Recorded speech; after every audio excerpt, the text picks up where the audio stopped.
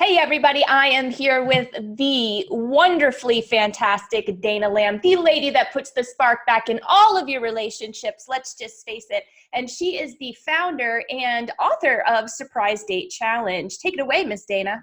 Oh, well, thank you so much, Katie. Yeah, I'm so excited to be here and answering some of the questions that the women of MOMnation have sent in. Yes, and we appreciate this. For those of you who don't know, Dana is here with me every month, same time, same channel, and you can actually come on into this meeting live if you wish to and ask Dana your questions directly. If not, we always allow the opportunity for you to send us your questions and we will talk about them and then post them in the replay later. So that is what we're doing today. It's just me and you, kid. So let's move on and see what we have for questions. You ready? Sure. Okay, so first question, what kind of experiences help to bond and connect after years and years of marriage? Ooh, well, that's a really great question. So I think every couple is different. So there's not something that's just black and white, do this. For one, I'm a huge proponent, obviously, of planning surprise dates for one another. So we truly believe in planning one surprise date a month for each other's. And if you want to do it every other month, that's fine too. So find what works for you. But at least once a month, you need to be having a date. And it needs to be a doing date. Going out to dinner does not count. And yes, you have to eat, but go do something more exciting. Go make jewelry. Go make a flower arrangement. Do something interactive together. We just found a beekeeping. You can learn to be a beekeeper workshop. How fun would that be to surprise your partner? That is so cute. And then there was another one you told me about the other day, or was it yesterday that we were talking, where you can learn how to make sushi. Mm-hmm. Sushi making classes. And I know we have people from all over the country watching this. And so you can, Google unique things in your neighborhood and find these things. And it just takes a little bit of effort. If you spend an hour once a month, you can plan a really great date for your partner. And then you can also Google conversation starter questions. So I would say when you go on your date, take some questions with you. So that way people, especially when they've been together a long time, I think we think we know everything about our partner. And then we end up talking about the rote things like, the kids, house repairs, whatever it may, bills. That's not fun on a date. That doesn't bond you or make you more connected. And you do need to talk about those things, of course, but not on your special date night. So as long as once a month you do something unique, fun, interactive, then when you go to eat, you have something to talk about and take a few questions with you. People just aren't intentional. And I understand it's not your fault. You're totally busy. You're stressed, you have so much going on, and you didn't mean to neglect your relationship. It just happens. But You have a choice now. You have an awareness of it. So make a different choice to commit to planning that one date a month, and find some fun questions online to ask your partner. There's actually several Pinterest boards that I've found. Mm-hmm. You just go on Pinterest and type that into the search bar, and oodles and oodles and oodles, things you've never even thought of to ask come up. That's good advice. Yes. I mean, there are some really great questions and things that I love asking Marty, and just getting to know him better about even, well, what's your favorite color now? Is it different when you were a kid, and why? Because mine's completely different from when I was a kid than it is now. Things as simple, it could be a simple question. Well, because then that will lead to other stuff. So if we were having a conversation about why your favorite color is different now than when you were a kid, all of a sudden there's some other branches and tentacles and roads that we can go down and start talking about from when you were a kid, because your spouse probably didn't know that you. No, exactly. We're so different, even talking about things that happened maybe, and what was your most memorable experience in your 20s? So there's so many different questions that you can ask. Some other bonding rituals that you can have would be handwritten notes. And you might want to refer back to your partner's love language. So if you haven't taken the 5 love languages quiz, 5lovelanguages.com. And we recommend you take it once a year because it can change. It can shift at least every couple of years. And really put it up on your refrigerator. Know what your partner's love language is and know what yours is, so you can, especially if you're the different. If you're the same, it's easier to fill up each other's emotional bank accounts because you automatically do it. But if one of you is physical in touch and one is acts of service, then you may, it's hard for me, acts of service. I have to really focus on that and be more thoughtful in those things, because that's Marty's number one and it's not the top of mine. So if somebody is words of affirmation, a bonding ritual could be it could be as simple as a text message, a thoughtful words to let them know that you're thinking about them, a handwritten note or card. I would say one of our bonding rituals is reading the Book of Awakening by Mark Nepo. So they has a daily passage. So Marty usually reads that to me every morning, and even when we're traveling. So that's become one of our bonding rituals that connects us. Awesome. Great advice. Next question. I think it's kind of like a piggyback of the first question, sort of, kind of. Okay, you ready? It's the same lady anyway. And how do you stay connected when your interests are night and day different?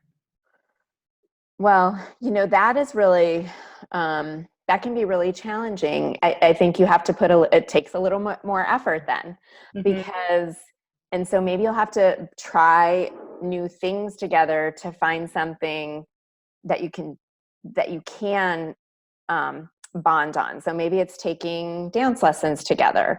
And because I think it is really important, opposites attract, right? Right. But it's really the things that we have in common that connect us. So it's really important in relationship that you find something that you love to do together. So maybe it's taking a painting class or dance lessons, or you find something that you enjoy. That's not just going out to eat or watching TV, or, maybe you have a favorite show in common. I don't really consider that a bonding ritual.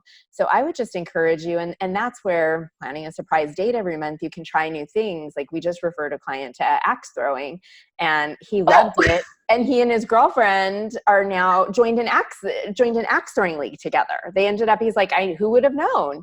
And so now they've created that. So if you go out and hey, maybe you surprise your date with beekeeping, and then you decide, hey, we want to have our own bees and become beekeepers. And now you have something new in common.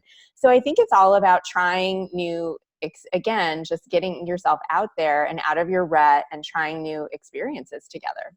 Well, and then there's something that you say quite a lot that always sticks with me. And I feel like it's really important to think back when you fell in love, because at some point you did. So what was common? What did you like to do back then? I mean, kids, jobs, houses, all of that stuff gets thrown in the mix. So that stuff kind of goes away, maybe. I don't know in this particular gal's experience, but what did you bond and connect on back then? Could it be still the same now? You just haven't given it any attention. Right. No, that's a really good point. And if you are feeling disconnected from your partner, that's another great tip. Get out some old photo albums. Go through some of your photos and pictures of when you first were dating or first got married, and your wedding pictures, those kinds of things, because that's going to bring up this emotional connection and bond to your partner. And I think reminiscing and with your partner and reminding yourselves again exactly why you fell in love with your partner in the first place. So this gal has one more, and it's kind of within the same vein. So I'm just going to go with it. And if anything else floats to the surface, we'll talk about it. If not, we can. When a couple is growing personally in different directions, how can they still stay connected? Well, I think, yeah, you're right. It's completely in the same realm. So I think it's so important that you do have different interests. So tomorrow I'm actually going to Durango for the weekend with my girlfriend. And so it's so great that we're going to have a girls' weekend. And then in a couple weeks, Marty's going to Denver to visit his mom. And so it's so great to have separate interests and you don't want to be together all the time, because then that can get a little stale and boring. So you need to be away from each other and have your own hobbies and interests separately, so that you can miss each other, that you can have that. But, again, it's really coming back to finding there's got to be at least one thing that you can find with your partner that you both enjoy doing and love doing or can talk about. And maybe it is taking a workshop or something together. So it even could be something educational. I think that's great. There's relationship workshops like online or out in the world that you can take a 1-day workshop or something like that, that you can work on your relationship together. I mean, that's something you can definitely do together. For sure. Okay, new lady. When you have an SO that is very introverted and you are very extroverted, how do you compromise on dates or date night ideas? Well, that's the beauty of having a surprise date. The whole surprise is it's the secret. It really is. It's like the secret magical fairy dust ingredient, because there's no whining and there's no complaining, because you both may choose different things. And what's interesting that we found with clients is that what they notice when they really look at this a little deeper is that usually you plan what you want to do, right? But what happens when people start doing this for each other, then they're more aware of what their partner likes, and they will plan a date that they know their partner will really enjoy and really love, and they end up having a great time too. So it's more of the give and take of a relationship. And the great thing is there's so many things. And I know I've used this as an example, goat yoga. Had I said to Marty, do you want to go to a goat yoga? He would have been, no way. I wasn't sure I wanted to go. I was kind of worried that goats were going to pee and poop on me. The cool thing about it is, because I have to find new things all the time to plan. We have to for each other. I'm willing to even try things I normally wouldn't try.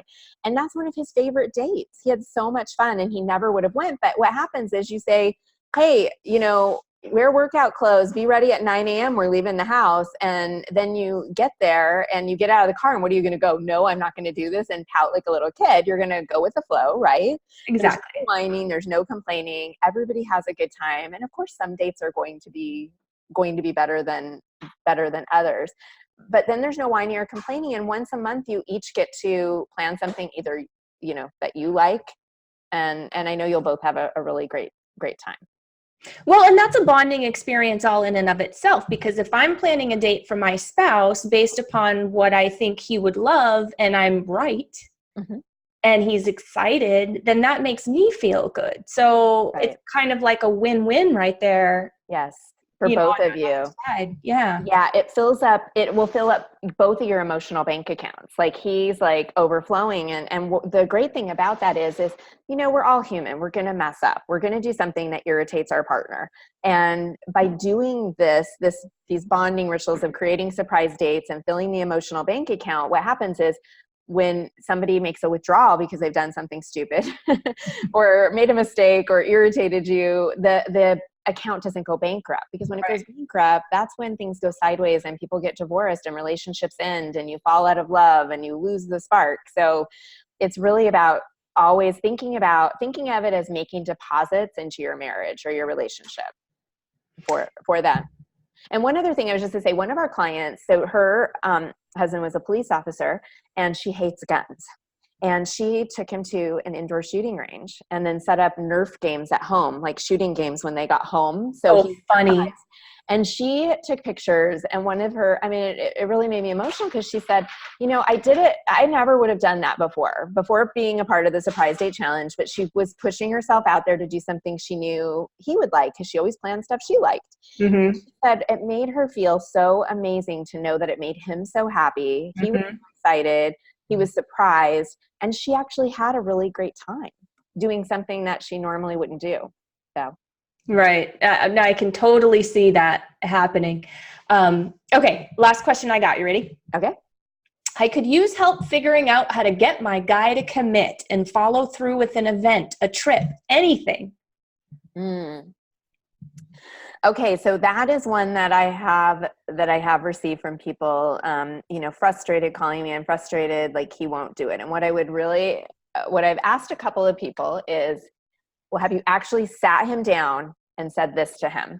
So I would say, Marty, hey, I have this idea. I would like to start planning one surprise date a month, and it's really important to me that you participate in this. I think it could really make a shift in our relationship. Would you be willing to commit to doing this once a month for the next 3 months? That's it, just for 3 months.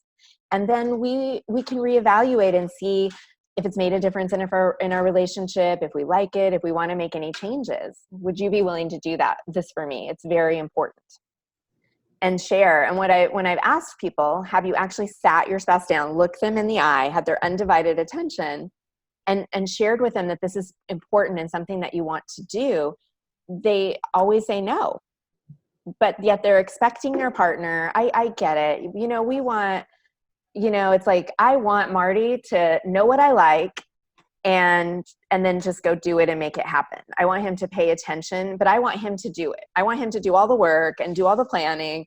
But I want him to make sure it's something I'm going to like, Right. But as people, we're not programmed and designed this way, right? So we need a little bit of feedback is what I think I'm hearing. Yes. And here's another thing that I found is, as women, and I don't know about this person's relationship, but as women, and we found this numerous times, in the beginning, you're willing to do anything. You'll go fishing or hunting or do crazy things that you normally wouldn't do. Like, oh my God, they're asking me on a date. Yes, I'm going to go do boring, whatever it is. You'll do anything, right? Or even maybe something scary or adventurous that you normally wouldn't do. And then 5 years later, they're like, hey, honey, you want to go bowling or whatever? And you're like, oh God, no, I don't want to do that. And have this, what do you want to do tonight? I don't know. What do you want to do tonight? And so what happens is the men in our lives then go, oh, well, you know what, she doesn't like any of my ideas. She's better at it. I'll just let her plan it. And then we do all the planning, or one partner will do all the planning. And then the other partner's pissed off because the other person never plans dates for them. And it's only because we've shot them down so many times, they've given up. And so that is the other beauty of the surprise date, is there's no whining or complaining. And no matter what happens, you'll have a good time.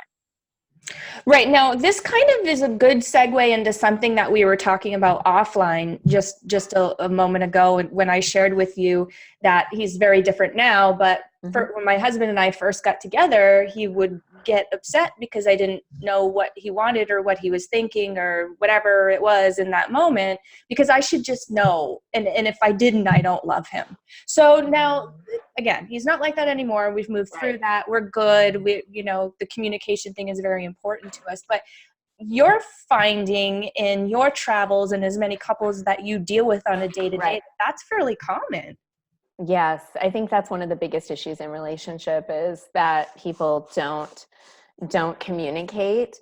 And for some reason, because they know so strongly how they feel, and they think they're married to this person and they live in the same house, they think their partner knows how they feel and they're just ignoring them, or they're irritating me on purpose by not doing what I want them to do, or being different, or that kind of thing. And your partner really has no idea. And then what happens is, somebody said to me last night, oh, I'm going to give them another year. And like, they went to counseling 2 years ago, but that didn't really work. And I'm like, well, it may have been the wrong counselor, do you just give up? And just speaking from experience, I wish that I felt like I did do a lot, but I wish I would have done a little bit more. I wish I would have been a little more demanding. And I did the same thing. So I have experience where I just, I said, I'm not really happy, and I think we need to be dating more and doing more things as a couple. And he didn't really act on that. But I probably only asked him once, maybe brought it up 2 or 3 times. And this is your husband, your ex-husband. My ex-husband. This is my ex-husband after 13 years of marriage. And then I just said I wanted a divorce. And when I said I wanted a divorce, it was like the slap across the face that he needed to change, but it was too late. Yeah. In hindsight, what I would have done is when I originally said, hey, here's this weekend to remember for couples. It's going to cost $1,500. It's way cheaper than a divorce. Can we go? Which is what I said to him. I would have, when he didn't respond or kind of ignored it or shoved it under the carpet, I wish I would have went to him and said, look, we're not going to last. We have to go to this. I'm booking it. I wish I just would have booked it and went and gone and tried, more, or insisted before it got to the point of no return. So, and how the whole conversation came up is I said, oh, I'd love to plan a date for you and your husband. And she's like, I'm really kind of checked out. I don't really want to do a date with him. And when we go on a date, he doesn't talk. He's boring, that kind of thing. On his phone or whatever. Yes. And so I said, well, have you ever tried conversation starters? So she hasn't even tried any of these things. She's like, oh, well, that's a good idea. But I understand if you're at a point where you don't you're not feeling the passion and the romance and the connection, it is kind of the chicken before the egg thing. So there's probably a few things that somebody needs if they have been communicating poorly for several years. One is one of the things in our workshop that we talk about is once a month, I'm going to refer to my notes, having a check-in conversation. So once a month, if you are scheduling 30 minutes uninterrupted, no kids, no phones, and we have some sample questions where you're face-to-face and things like, how do you feel about us right now? Like really being vulnerable and each sharing, because I don't think this person I was talking to even knows how her husband feels about things.